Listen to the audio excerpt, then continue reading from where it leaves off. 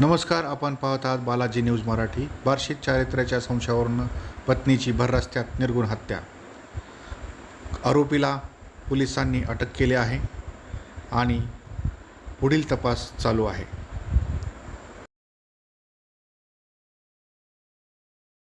बार्शीत नुकत्याच घडलेल्या एका अत्यंत धक्कादायक घटनेच्या मूळ अहवालावर आज आपण सविस्तर नजर टाकणार आहोत.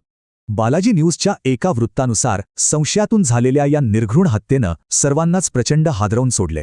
25 मे 2026चा तो दिवस. पीडित धनश्री पाटील महिला बचत गटाचं काम संपवून घरी परतत होत्या. लक्ष्याच्या वाडीवरून बार्शीकडे येताना त्या त्यांच्या ज्युपिटर स्कूटरवरून प्रवास करत होत्या. गाडीचा नंबर होता MH13 FH4016. आता बघूया त्या दुर्दैवी सकाळी नक्की काय आणि कसं घडला. हा घटनाक्रम खूपच अंगावर काटा आणणारा आहे.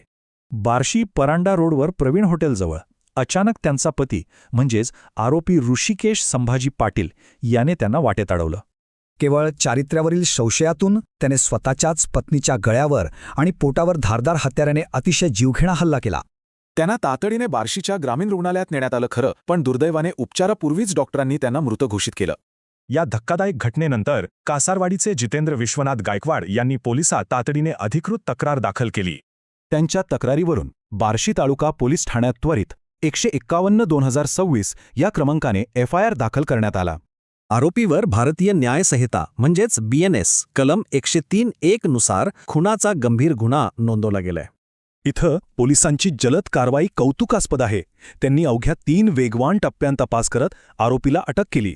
तपासासाठी फिंगरप्रिंट, डॉग स्क्वॉड आणि फॉरेन्सिक टीमसारखी विशेष पथके तातडीने घटनास्थळी बोलावण्यात आली. ही संपूर्ण कारवाई पोलीस अधीक्षक अतुल कुलकर्णी यांच्यासह अनेक वरिष्ठ अधिकाऱ्यांच्या अचूक आणि थेट मार्गदर्शनाखाली पार पडली. तर प्रत्यक्ष ग्राउंडवर सपोनी महेश माने आणि त्यांच्या संपूर्ण टीमने ही अटक आणि जप्तीची कारवाई अत्यंत चोखपणे बजावली.